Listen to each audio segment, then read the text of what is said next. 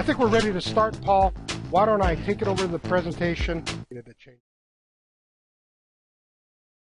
So it's really that simple. Lean is simple, lean is fun. The customers were asking a question. They didn't have the answer. Obviously, there's room for improvement. So we did a walkout video. And then we added a little humor in there so the customer would enjoy it and have fun and be emotionally engaged to our company.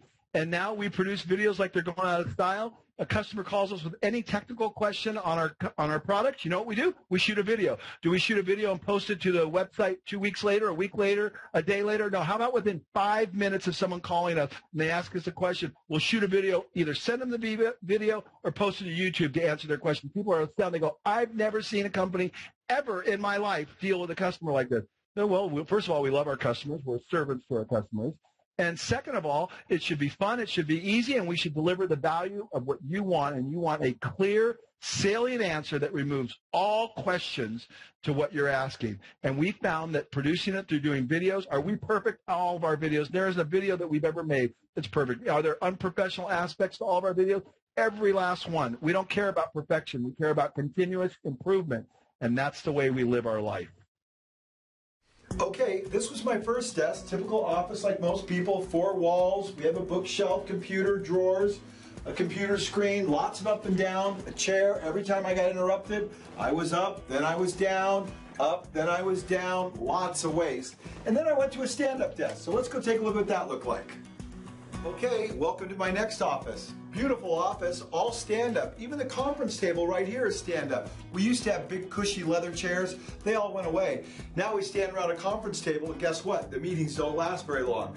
How long do your meetings last? We were taking financial meetings that took 6 hours, turned them into 2 hours just because we were standing up. Very easy to get comfortable. Now on this desk, what's different, again, it's stand-up. Quite a bit different than the last desk that you saw. So now every day I just stood up here. It worked out very well. I was able to get a lot of work done. Occasionally I get interrupted. I just turn around and go right back to my work. Very effective, and I liked it a lot. But then I thought to myself, look at all this room. Look at how much room this whole office takes up. What do I need all this room for? It's just a great place to collect things, including my guitars, because I like to play.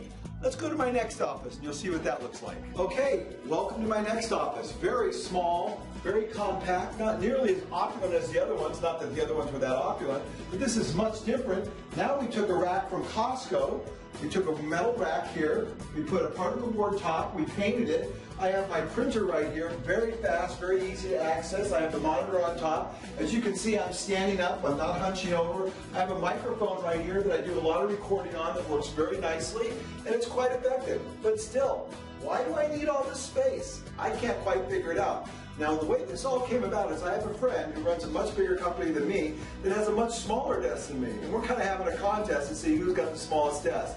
So finally, I went to what Jeff has, and Jeff made me one of his desks, and now let's go take a look at that.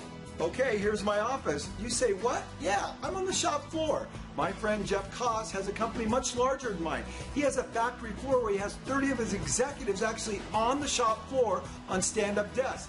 So I said, if it's good enough for Jeff, it's probably good enough for me. And they're a very lean company. So this is my desk right here, right in the middle of the shop floor. You would never expect it. When I walk in the morning, I just take my laptop out. And guess what? If I want to be in a different part of the factory, we'll just roll over to a different part of the factory. And I'll work with whoever I want, whenever I want. Watch that cart. And now I'm over in the packaging area. And if packaging is having a problem or I want to see how things are going, I can just roll it right over here. The cool thing about this desk is I've got a plug-in on the back side. I can plug it in when my laptop gets low. I've got a power strip right here that's very easy to plug all my accessories in if I need to. But of course, you would expect nothing less. I have a lean briefcase. When I come in the morning, I just need to plug that in. All my accessories are being charged right here. My laptop simply goes right back in here. How fast could that be? And I'm off to my next appointment. Let's go. That's lean.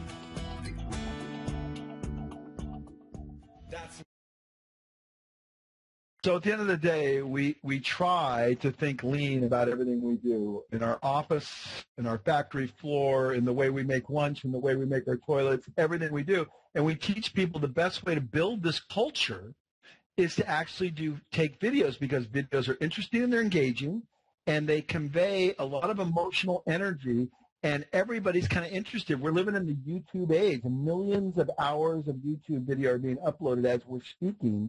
And we've created a simple YouTube channel with all of our videos on there that are accessible to everyone. We have companies around the world doing the very same thing. Walters and Wolf, this next video I'm going to show you, has 900 union employees. In 1 year, they made over 2,000 improvement videos. I can't even get my head around that. 2,000 improvement videos. And this is the first one poking fun at the management staff on all the waste they are participating. They did a journey up to our place to see waste. They saw it, and they said, it's this simple? You mean we don't have to have this gigantic initiative? We don't have to memorize 10,000 different things? No, I said, Nick, just see waste and start eliminating it, making videos, and the rest will take care of itself. They are world-class in 1 year. I've never seen anything like it. They make us look bad, and we've been doing it for 14 years. Here's their first Seeing Waste video. Hi, this is Cheryl Aaron with Walters and Wolf. Our weekly improvement video is regarding hauling the mail.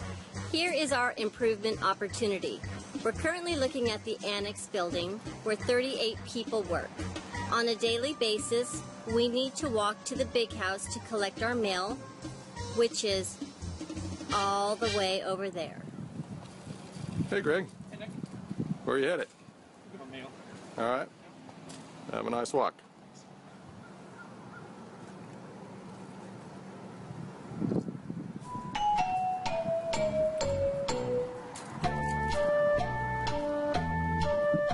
And there goes Greg on his hike to the big house to get his mail.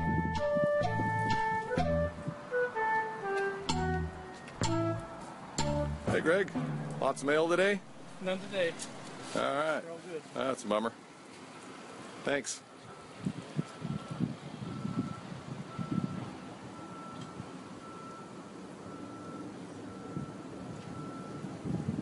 Hi, I'm Cheryl with Walters and Wolf, and this is our consensus for hauling the mail from the big house back to the annex building.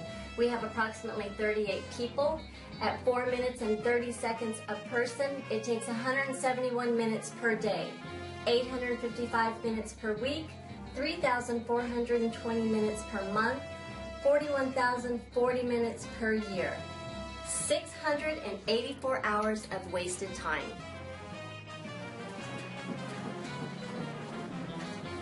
Hey, that's looking pretty good over there. Yeah, this is number 2 to complete the set. Beautiful. Thanks, Jose. That's, No biggie. that looks like that should fit in there nicely. Looks nice, yeah. Great. It's gonna look great. Hey, Greg, where are you going? Get my mail, man. It's that time. Oh, wow. That's cool. Right on. Much better. Thanks.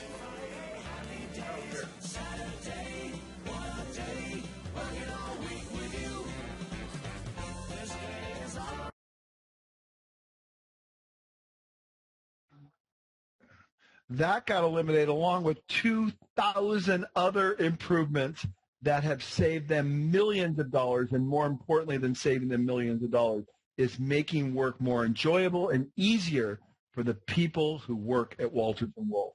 And this is a staggering concept, and every week they send out an email blast to their entire companies that are in Las Vegas, in San Diego, San Francisco, Los Angeles, Seattle, and they get the email blast of the week with all the cool improvements. So the entire company, you know, in the West Coast is getting this information and being stimulated on, wow, we have waste like that too. We could fix that. And they're collaborating as a team like never before.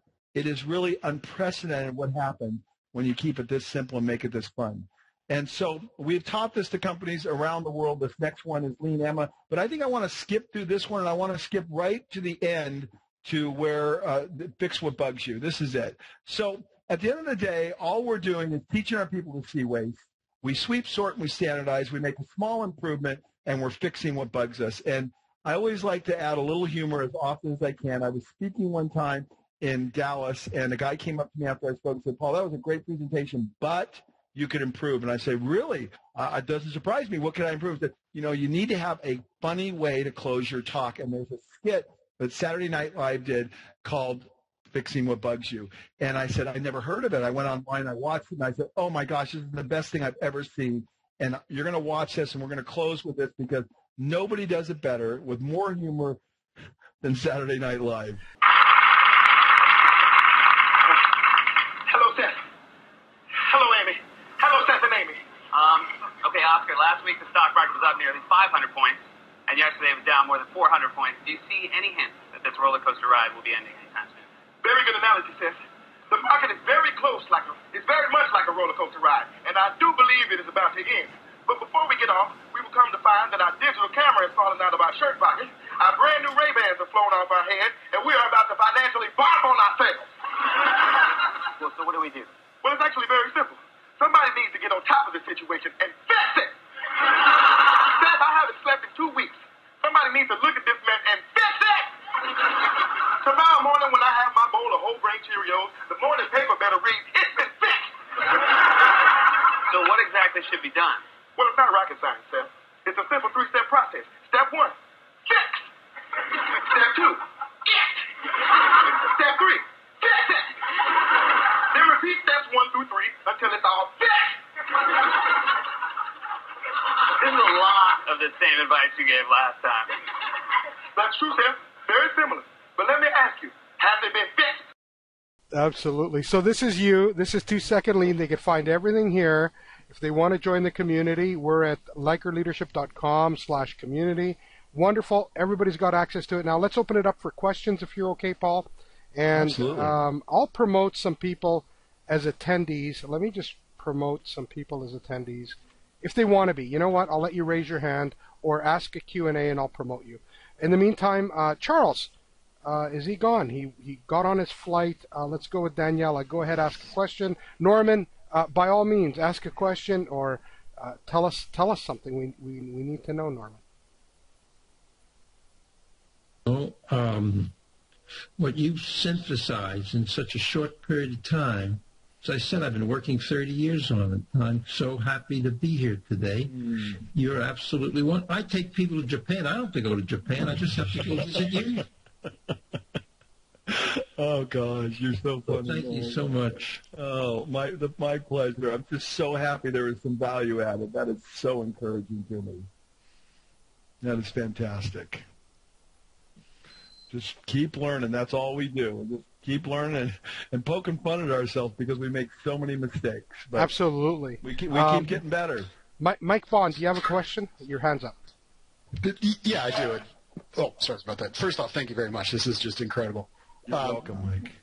My question is around winning the hearts and minds of leadership teams, especially, I don't know if it's a cultural difference between Japan and here, but we have a lot of leaders that were promoted based on fixing problems, not having the solution, jumping in, not letting the team sort of discover on their own. How do you address that within your shop or within any of the other shops you work in? Well, I always say to people, if you want to be a really effective lean leader, this is what your vocabulary should sound like. Wow, that's a cool idea. Wow, how did you learn that? Wow, that's really interesting. Can you show me how you went through that process? The way to kill creativity is to say, oh, I already thought of that. Oh, yeah, we already did that. God, that's basic. I know that.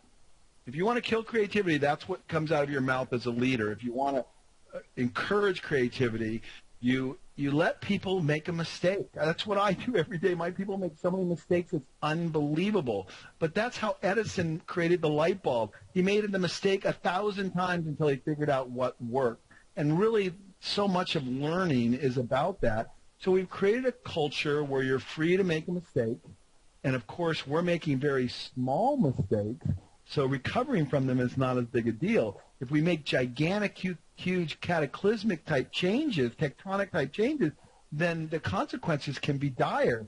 But if you're creating small incremental improvements every day, the mistakes aren't so bad, and you learn, and you keep compounding that learning, and things go forward. So I just say let people experiment a little bit. But, of course, people always say, well, I don't trust my people. I say, well, I do trust my people. But I trust my people because I train my people. If you train your people well, if you have a rigorous, disciplined, deliberate fashion in training them, as we do, then the fear of letting them make a mistake is not so great anymore. Thanks, Mike.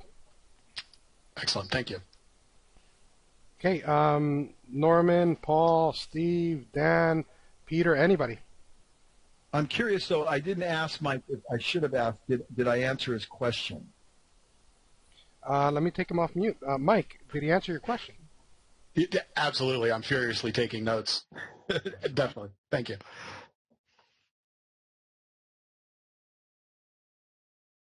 Is when you are working in a company, I presume you're always working with the top people, because otherwise, isn't that waste?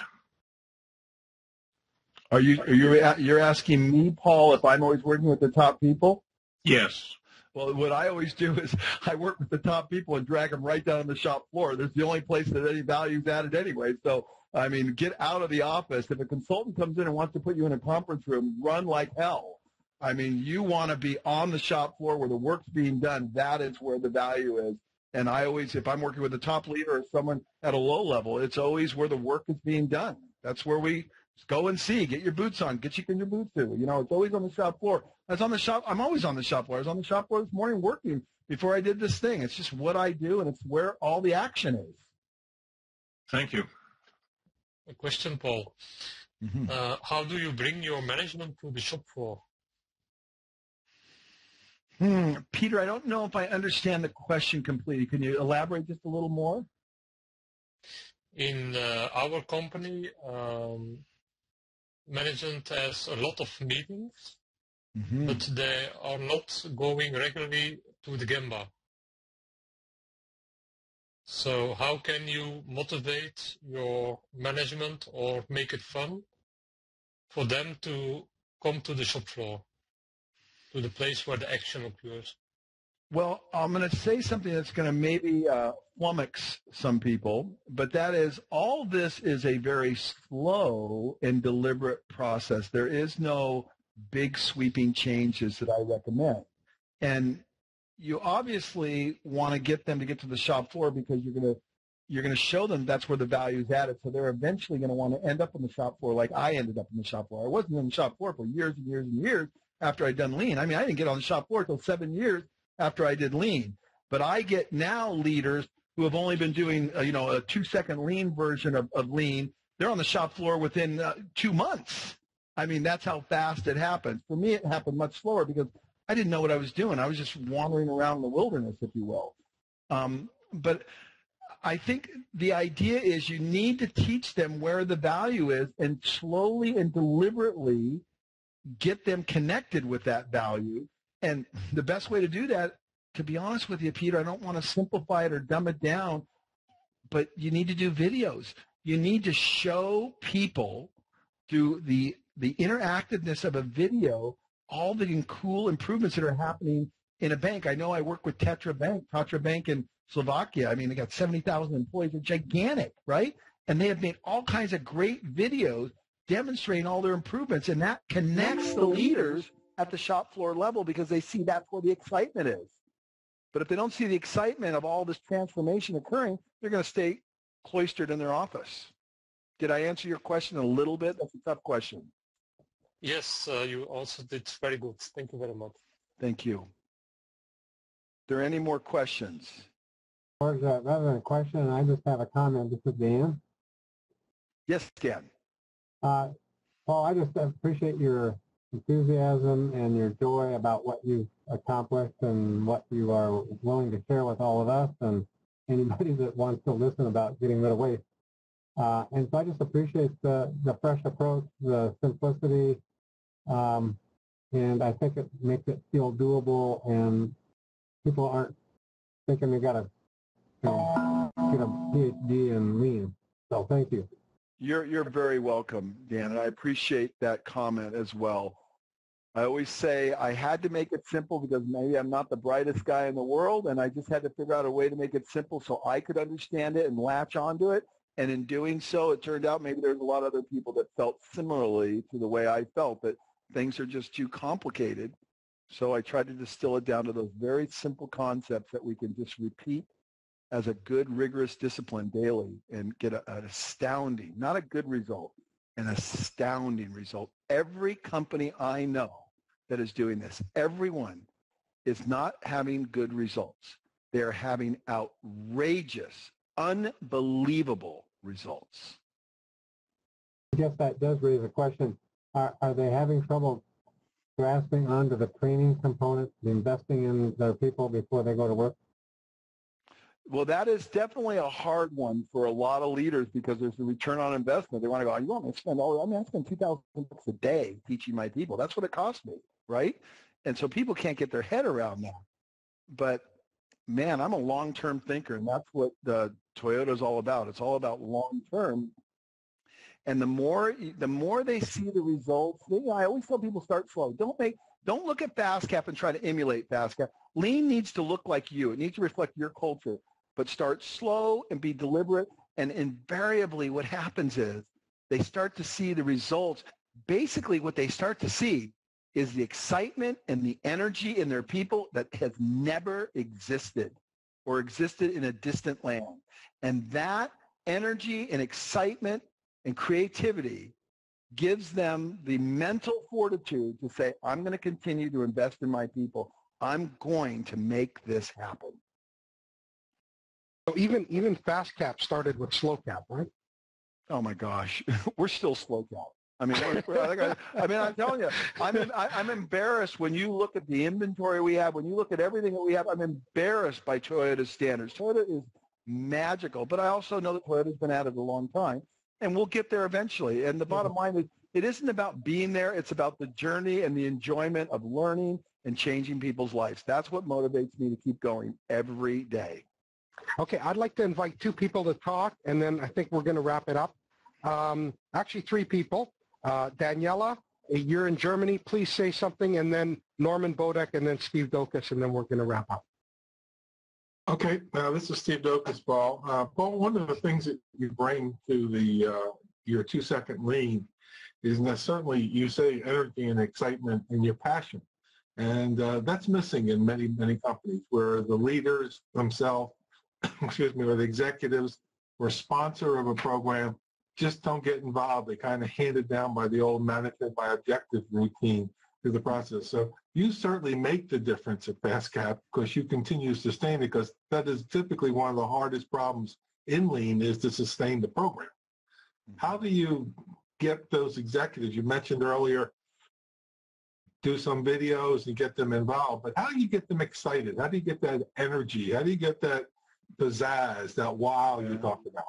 You know, Steve, this is probably the most controversial thing I'll say today, and I could be wrong about this, but I'm just going to give you my opinion here. I think lean works with everyone, but I think so many people are so wrapped up in so many insecurities and fears and everything that lean doesn't work for everyone. I think there's a very small percentage of the people that rise to a very high level of lean, and I think it's maybe like 10%. This is my observation. 10% of the people out there who are leaders are secure enough to be able to say they're wrong. 10% of the people are secure enough to say, I didn't know that. 10% of the people are secure enough to say, Bob, that is brilliant. I'm just so thankful for what you've taught me, because the leaders are supposed to have all the answers, and we don't have all the answers. And so the only way you're going to get that excitement, Steve, is when you have a leader that's comfortable with that nomenclature and that vocabulary and that disposition. And when you have that, you can't help but get excited because all these people around you start excelling. And that, in your world, in your sphere of influence, is sheer joy and power. Well, I agree with you 10,000%. Fortunately, in my career, I've worked in many diverse different industries all over the world through the process. And it was very easy for me to say that I didn't have the slightest idea how to build that product or what the process was to begin with. And the goal was to utilize the talent of the people to be able to get that challenge and move. And that's where the energy and the passion and excitement come from. You're exactly right, sir. Yeah. And it's great. It's great stuff. It's what life is made about. That's all there is to it. It's not about you. At the end of the day, it's not about you. It's about other people. That's awesome. Okay, John Nelson, go ahead. And then Norman Bodek. He's on mute, George. Yeah, that's okay. I'll give you his question. I don't know if he wants to ask it. How important is the morning meetings was the question John Nelson had. I wanted him to ask it. How important are those meetings? It's everything. I mean, it's it. I mean, so what we tell people is, well, we might meet for a half hour, 45 minutes every morning. You should not. You should meet for 5 minutes once a week. And then if you can get it to 10 minutes because the dialogue and the collaboration is good, then you go to 10 minutes. And if you get to 2 times a week, or you happen to get to 3 times a week, or you happen to get like a lot of companies that we work with are doing lean lunches. So every lunch, everyone meets together for 10 or 15 minutes, and they dialogue about the mistakes, the improvements, and what's going on in building their lean culture. I mean, it's whatever is best for you, but whatever you do, you start small. And the idea of getting everybody together on the same page is critical to making this work. We're fortunate enough where we have the time, the resources, the energy, and the collaboration for up to a 1-hour meeting sometime. And it's hard hitting. I mean, we're going over the Constitution, 21 principles, improvements. We're looking at our mistakes. We're looking at everything we're doing. We even evaluate every day a different person leads the meeting. We have an evaluation on the fly. The second the meeting gets over, we're evaluating the person on 9 criteria to see whether or not the meeting was effective. Were they passionate? Did they ask questions? Were they well prepared? Did they add humor? Did they move the meeting along? Did they take control of the meeting? We're evaluating every day, real time. So these people are getting better, improving on the way they lead the meeting. We take this continuous improvement thing very, very seriously. Norm, you're up. Is somebody asking me a question? I'm sorry. Yeah, no, Norm, we're going to wrap up. I thought you'd want to say something about the session. Thank you. Yeah, well, go ahead. I'm just a couple of things. Of course, I'm going to get his book right away and read it. He's going to teach me more about lean. Never happened, but that's humbling. That's great. Absolutely wonderful. And this is one of the few times in my life that I don't have a question. I'm just so awed, really. I'm so respectful for what you've been capable of doing. The only thing is the following, You've done it. Somehow it reached you. Somehow you've got to understand the power of lean. But 99% of American leaders don't understand it. And the question is how can we reach them? It's an easy answer, Norm, and it's how I'm doing it. It's what my mission in life is. It is to educate and train people because we know an educated constituency can make thoughtful decisions. So I'm being very deliberate about disseminating this information. All my talks are on video. Everything's free. There's no subscription. You just take it, run with it. You can plagiarize it. You can cut it. You can edit it. I don't care. You don't need permission. It's all there. So I am being very deliberate through our tours, but I have to caution everyone. We only do 22 tours a year now. I can't do all the tours people ask me to do. Every day I get 3 requests for speaking and tour requests. I have to run our company. I have to be part of the lean laboratory, if you will. Otherwise, I get distracted from what really is important, and that's my people. So, but we make all this information available. We have the tours online. Everything is easy through education, Norm. That's all I'm doing. I put my head down. I don't look up. I just put my head down, and I keep teaching and teaching and teaching, and it's spreading like wildfire. And the best thing is, Norm, the people that we've taught lean to are better at it than we are. The Greg Glebe from Xylem Designs, the Ashley Baileys in the UK with Climb Easy, the Walters and Wolf, the Michael Althoff in Yellow Tools in Germany. These people are better than we are.